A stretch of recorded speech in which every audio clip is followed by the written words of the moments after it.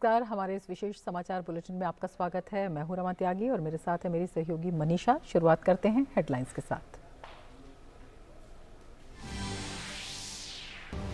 G20 शिखर सम्मेलन में शामिल होने इंडोनेशिया रवाना हुए प्रधानमंत्री नरेंद्र मोदी वैश्विक मुद्दों पर करेंगे व्यापक विचार विमर्श। सम्मेलन का विषय है recover together, recover stronger.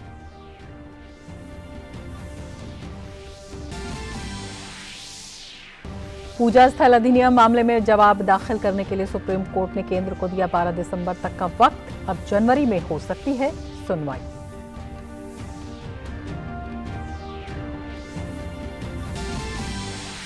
Goa में 20 नवंबर से शुरू हो रहा इफ्ती समारोह इस बार कई मायनों में हुआ खास। आजादी के अमृत महोत्सव की होगी प्रदर्शनी, योग का बताया जाएगा महत्व और दिव्यांगों के लिए विशेष रूप से होगी फिल्मों की स्क्रीनिंग।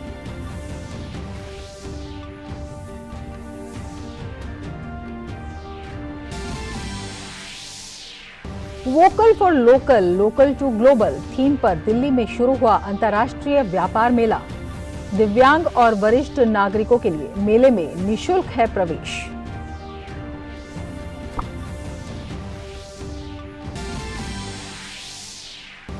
और विराट कोहली और सूर्य कुमार यादव ने आईसीसी की T20 वर्ल्ड कप की मोस्ट वैल्यूएबल टीम में बनाई जगह। 12वें नंबर पर हार्दिक पांड्या।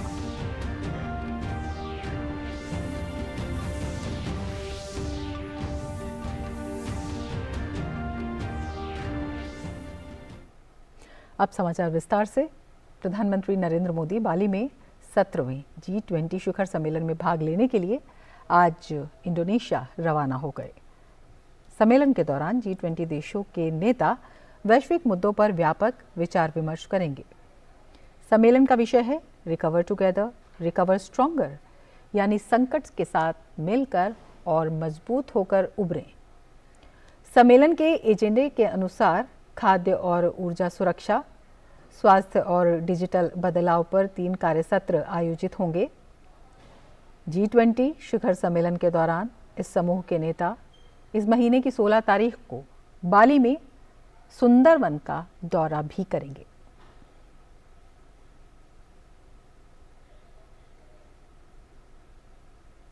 प्रधानमंत्री नरेंद्र मोदी ने इंडोनेशिया यात्रा को लेकर आज एक वक्तव्य जारी किया। पीएम ने कहा कि वो इंडोनेशिया की अध्यक्षता में होने वाले 17वें G20 शिखर सम्मेलन में भाग लेने के लिए 14 से 16 नवंबर को इंडोनेशिया के बाली के दौरे पर होंगे। शिखर सम्मेलन में वैश्विक विकास, खाद्य, ऊर्जा सुरक्षा, पर्यावरण, स्वास्थ्य और डिजिटल परिवर्तन जैसे प्रमुख मुद्दों पर अन्य G20 नेताओं के साथ व्यापक चर्चा करेंगे। शिखर सम्मेलन के मौके पर कई अन्य देशों के नेताओं से मिलेंगे और उनके साथ भारत के द्विपक्षीय संबंधों में प्रगति की समीक्षा करेंगे। पीएम ने कहा कि वो 15 नवंबर को बाली में एक स्वागत समारोह में भारतीय समुदाय को संबोधित करने के लिए उत्सुक हैं। पीएम ने बताया कि इंडोनेशिया के राष्ट्रपति जोको विडोडो बाली शिखर सम्मेलन के समापन समारोह में भारत को G20 की अध्यक्षता सौंपेंगे। भारत आधिकारिक तौर पर 1 दिसंबर से G20 की अध्यक्षता ग्रहण करेगा। उन्होंने कहा कि अगले साल G20 शिखर सम्मेलन के लिए G20 सदस्यों को अपना व्यक्तिगत निमंत्रण भी देंगे। G20 शिखर सम्मेलन में पीएम अपनी बातचीत के दौरान भारत की उपलब्धियों और सामूहिक रूप से वैश्विक चुनौतियों का समाधान करने की भारत की अटूट प्रतिबद्धता पर प्रकाश डालेंगे। भारत की G20 अध्यक्षता वसुधैव कुटुंबकम या एक पृथ्वी, एक परिवार, एक भविष्य की थीम पर आधारित होगी, जो सभी के लिए समान विकास और साझा भविष्य के संदेश को रेखांकित करती है। G20 शिखर सम्मेलन की कार्यसूची के अनुसार कुल 3 सत्र आयोजित होंगे। ये सत्र खाद्य और ऊर्जा सुरक्षा, स्वास्थ्य और डिजिटल परिवर्तन के बारे में होंगे, जिस पर सभी सदस्य देशों के नेता विस्तृत बातचीत करेंगे। इस समूह में भारत के अलावा अर्जेंटीना, ऑस्ट्रेलिया, ब्राज़ील, कनाडा, चीन, France, Germany, Indonesia, Italy, Japan, Mexico, रूस, सऊदी अरब, दक्षिण अफ्रीका, दक्षिण कोरिया, तुर्की, ब्रिटेन, अमेरिका और यूरोपीय संघ शामिल हैं। सम्मेलन के समापन सत्र में इंडोनेशिया के राष्ट्रपति G20 की अध्यक्षता सांकेतिक रूप से प्रधानमंत्री नरेंद्र मोदी को सौंपेंगे। भारत औपचारिक रूप से 1 दिसंबर 2022 से G20 का अध्यक्ष बनेगा। भारत के लिहाज से ये शिखर सम्मेलन काफ़ी महत्वपूर्ण है।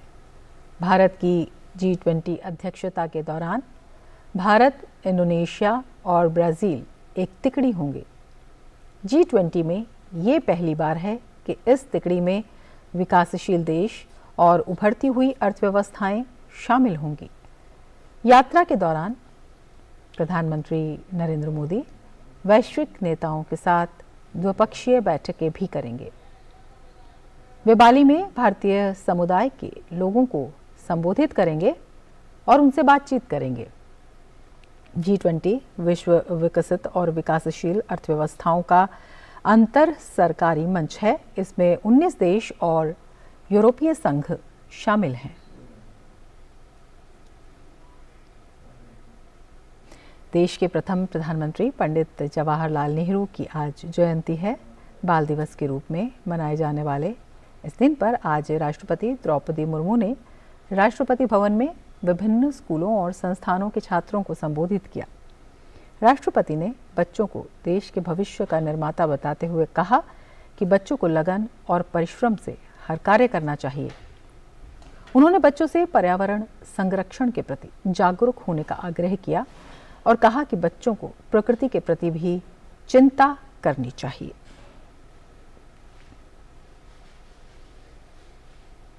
सुप्रीम कोर्ट ने केंद्र को पूजा स्थल अधिनियम 1991 को चुनौती देने वाली याचिकाओं पर जवाब दाखिल करने के लिए और समय दिया है।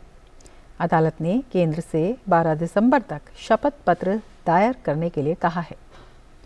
सॉलिसिटर जनरल तुषार मेहता ने कहा कि उन्हें एफिडेविट दायर करने के लिए और समय चाहिए, क्योंकि उन्हें सरकार से इस बारे में विमर्श करना होगा। इससे पहले भी शीर्ष अदालत ने केंद्र को जवाब दाखिल करने के लिए समय दिया था। याचिकाओं में पूजा स्थल अधिनियम को ये कहते हुए चुनौती दी गई है कि ये अधिनियम हिंदुओं, जैनियों, बौद्धों और सिखों के अधिकारों को छीनता है, क्योंकि वे अपने उन पूजा स्थलों और तीर्थ स्थानों को पुनर्स्थापित नहीं कर पाते जिन्हें आक्रमणकारियों ने बर्बाद कर दिया था। वहीं बीजेपी नेता और पूर्व सांसद सुब्रमण्यम स्वामी ने कहा कि वो एक्ट को ख़त्म करने की नहीं, बल्कि इसमें सिर्फ और मंदिरों को जोड़ने की मांग कर रहे हैं। 1991 में लागू किया गया एक्ट कहता है कि 15 अगस्त 1947 से पहले अस्तित्व में आए किसी भी धर्म के पूजा स्थल को किसी दूसरे धर्म के पूजा स्थल में नहीं बदला जा सकता। यदि कोई इस एक्ट का उल्लंघन करने का प्रयास करता है तो उसे जुर्माना और 3 साल तक की जेल भी हो सकती है।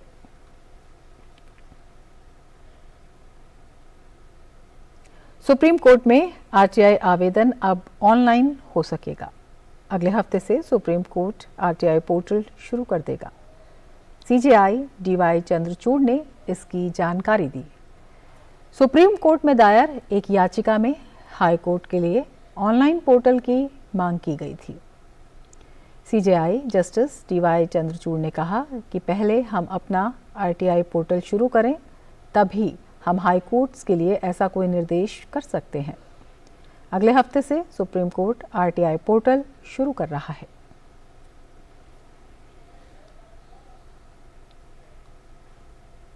ज्ञानवापी श्रृंगार गौरी मामले को लेकर वाराणसी की डिवीजन फास्ट ट्रैक कोर्ट में आज सुनवाई हुई।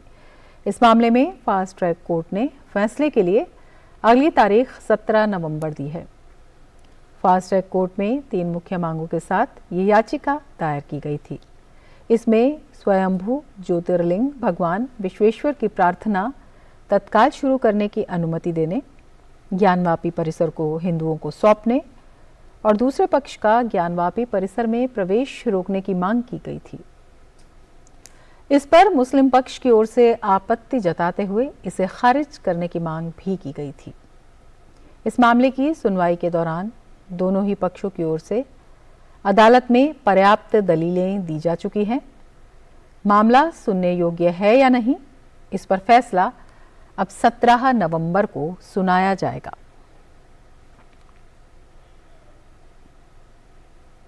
दिल्ली नगर निगम चुनाव के लिए नामांकन पत्र दाखिल करने का आज अंतिम दिन था। राज्य चुनाव आयोग 16 नवंबर को नामांकन पत्रों की छंटनी करेगा। वहीं उम्मीदवार 19 नवंबर तक अपना नामांकन वापस ले सकते हैं।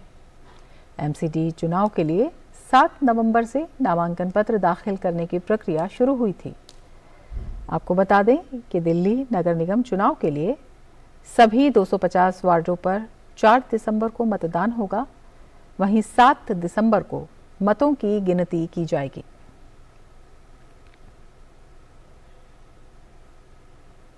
रक्षा मंत्री राजनाथ सिंह ने रक्षा लेखा विभाग से वित्तीय साधनों का सूझबूझ से इस्तेमाल सुनिश्चित करने का आग्रह किया है, ताकि निर्णय लेने की प्रक्रिया पारदर्शी बने और उसमें तेजी आए।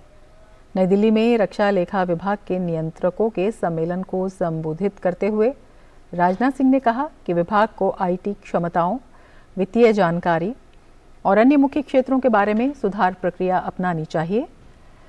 उन्होंने आंतरिक सतर्कता व्यवस्था को मजबूत बनाने पर भी जोर दिया। उन्होंने ये भी कहा कि सैनिकों, पेंशनरों और अन्य पक्षों को समय पर भुगतान सुनिश्चित करने और उनकी समस्याओं का शीघ्र समाधान करने पर पूरा ध्यान दिया जाना चाहिए।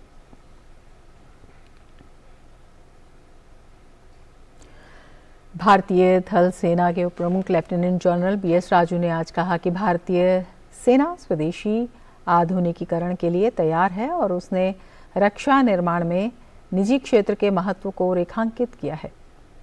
लेफ्टिनेंट जनरल बीएस राजू ने ये बयान बेंगलुरु के भारतीय सेना सेवा कोर सेंटर एंड कॉलेज में आर्मी डिज़ाइन ब्यूरो के एक क्षेत्रीय टेक्नोलॉजिकल नोड के उद्घाटन समारोह में दिया। कर्नाटक के स्वास्थ्य और चिकित्सा शिक्षा मंत्री डॉक्टर के सुधाकर ने सेना डिज़ाइन ब्यूरो के दूसरे क्षेत्रीय प्रौद्योगिकी नोड का उद्घाटन किया। लेफ्टिनेंट जनरल राजू ने कहा, भारतीय सेना ने रक्षा निर्माण में निजी क्षेत्र के महत्व को रेखांकित किया है। हम निजी क्षेत्र की भागीदारी चाहते हैं। उन्होंने कहा कि रक्षा अनुसंधान और विकास बजट का 25% स्थानीय उद्योग के लिए है। नई दिल्ली के अगस्त क्रांति मार्ग स्थित भारतीय राष्ट्रीय सहकारी संघ के ऑडिटोरियम में केंद्रीय सहकारिता राज्य मंत्री बीएल वर्मा ने सहकारिता मेला 2022 का उद्घाटन किया। इस मौके पर केंद्रीय मंत्री ने दिल्ली के प्रथम मुख्यमंत्री चौधरी ब्रह्म प्रकाश की प्रतिमा का अनावरण भी किया। साथ ही मासिक पुस्तक द सहकारिता का विमोचन भी किया। सहकारिता के छोटे कार्यकाल और मंत्रालय की उपलब्धियों पर बोलते हुए केंद्रीय मंत्री ने कहा कि सहकारिता को देश के हर गांव तक पहुंचाना है।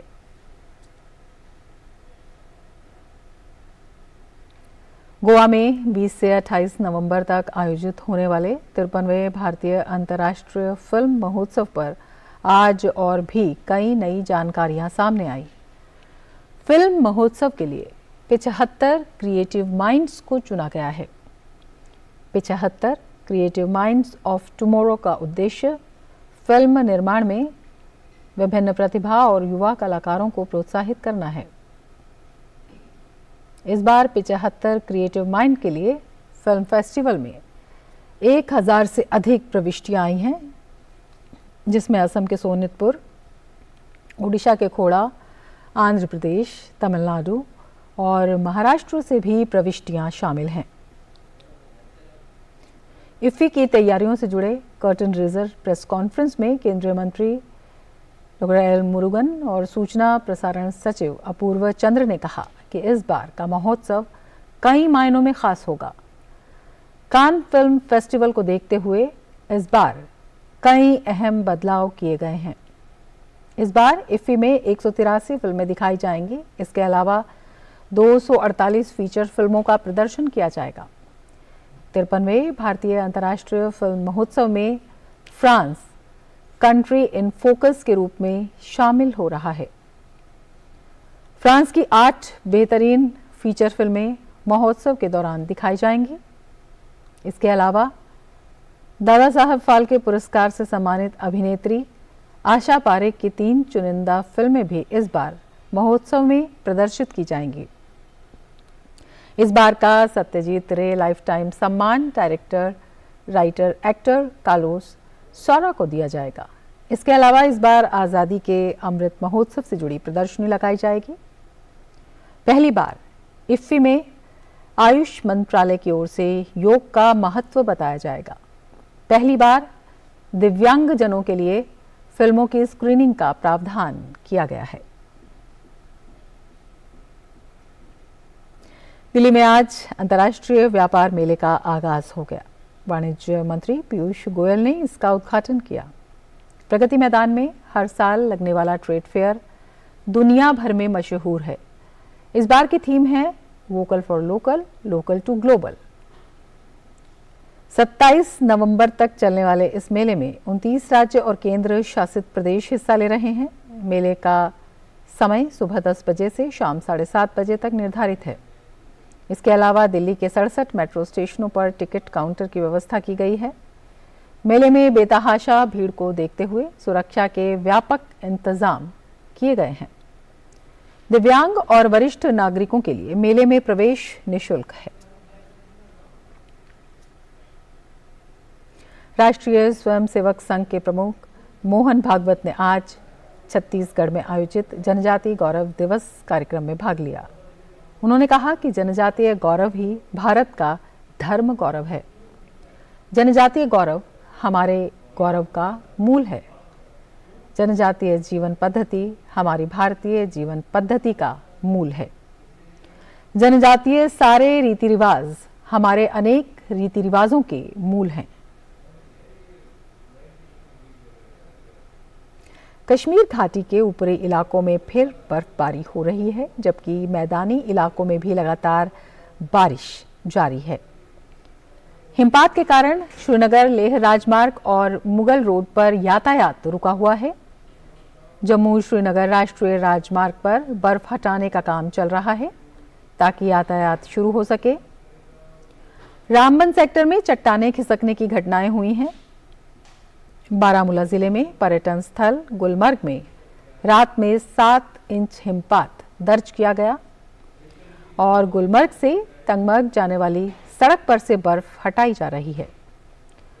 सोनमर्ग में 1 फुट से ज्यादा बर्फ गिरी है और अब भी हिमपात हो रहा है। बांदीपोरा जिले में भी भारी हिमपात के कारण यातायात रोक दिया गया है। हिमाचल प्रदेश में मौसम ने एकाएक करवट बदली है। शिमला जिले के प्रसिद्ध पर्यटन स्थल नारकंडा में आज बर्फबारी हुई, जिससे वादियां एक बार फिर से बर्फ से सफेद हो गईं और चांदी की तरह चमक उठी। वहीं प्रदेश भर में कड़ाके की ठंड पड़ रही है। मौसम विभाग ने मध्यम से ऊंचाई वाले क्षेत्रों में बारिश और बर्फबारी होने का येलो अलर्ट जारी किया है। अमेरिकी राष्ट्रपति जो बाइडेन और चीनी राष्ट्रपति शी जिनपिंग ने बाली में G20 शिखर सम्मेलन से पहले मुलाकात की। शी जिनपिंग से मुलाकात के बाद अमेरिकी राष्ट्रपति जो बाइडेन ने शुरुआती टिप्पणी में अमेरिका और चीन के बीच टकराव को कम करने की जरूरत पर जोर दिया है। बाइडेन ने कहा कि वे दोनों देशों के बीच बातचीत के रास्ते को खुला रखने के लिए प्रतिबद्ध हैं ताकि दोनों देश जलवायु परिवर्तन और असुरक्षा समेत दूसरे अति आवश्यक वैश्विक मुद्दों पर साथ काम कर सकें। वहीं जिनपिंग ने कहा कि उनकी बातचीत पहले ऑनलाइन कॉल पर होती रही है, लेकिन इस तरह आमने सामने मिलने से बेहतर कुछ नहीं है। चीन के राष्ट्रपति शी जिनपिंग ने कहा कि दोनों देशों को इस रिश्ते को आगे ले जाने की जरूरत है।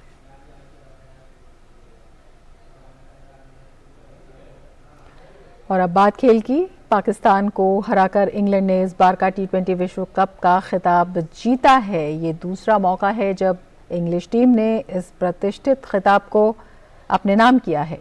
इंग्लैंड के खिताब जीतने के बाद ICC ने प्रतियोगिता की मोस्ट वैल्यूएबल टीम का भी ऐलान कर दिया है। खिताबी जीत हासिल करने वाली इंग्लिश टीम के सबसे अधिक 4 खिलाड़ियों को इस टीम में जगह दी गई है। इसके अलावा भारत और पाकिस्तान के 2-2 खिलाड़ियों को प्लेइंग 11 में स्थान मिला है।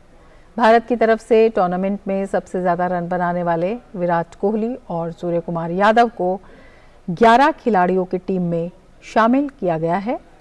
वहीं हार्दिक पांड्या को 12वें खिलाड़ी के तौर पर चुना गया है। T20 विश्व कप के सेमीफाइनल में मिली हार को पीछे छोड़कर टीम इंडिया अब नए सिरे के साथ शुरुआत करना चाहती है। अब भारत के सामने न्यूजीलैंड के खिलाफ T20 और वनडे सीरीज जीतने की चुनौती होगी।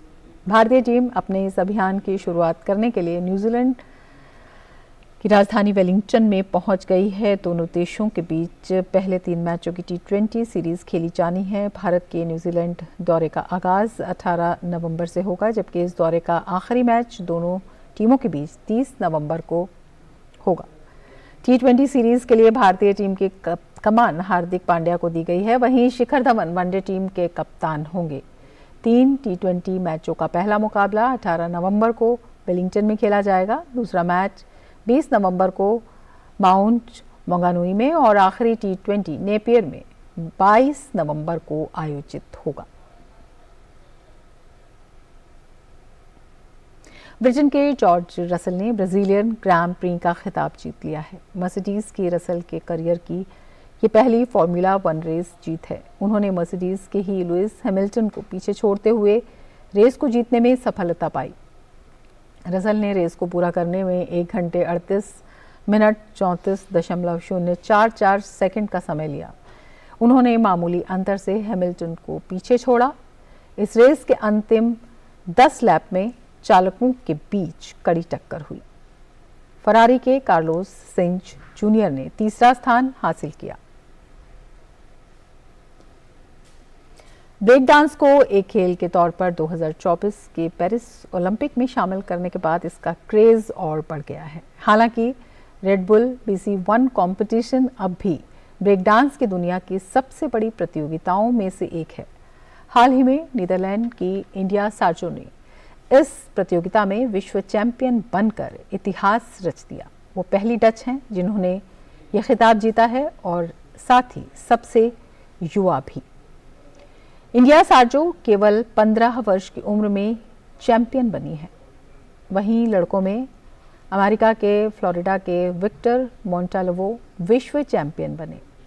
इससे पहले 2015 में भी विक्टर ने यह खिताब जीता था।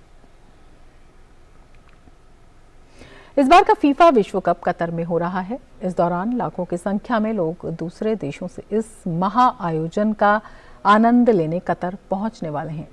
उनके ठहरने और मनोरंजन को ध्यान में रखते हुए कई तरह के इंतजाम हो रहे हैं। वर्ल्ड कप देखने आ रहे फैंस के लिए कतर की राजधानी दोहा में MSC यूरोपा नाम का एक लग्जरी क्रूज भी पहुंच गया है। ये एक तैरता हुआ होटल होगा। ये दुनिया के सबसे बड़े क्रूज जहाज़ों में से एक है। इस 22 मंजिला जहाज़ में 2626 केबिन हैं। जहाज़ पर 6700 से ज़्यादा लोग एक साथ रह सकते हैं। इस क्रूज़ पर मनोरंजन और सुविधाओं के तमाम साधन मौजूद हैं। यूरोपा पर 13 रेस्टोरेंट, 6 स्विमिंग पूल और एक 11 मंजिल ऊंची स्लाइड भी है।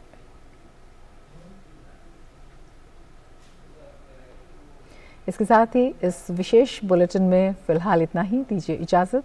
नमस्कार।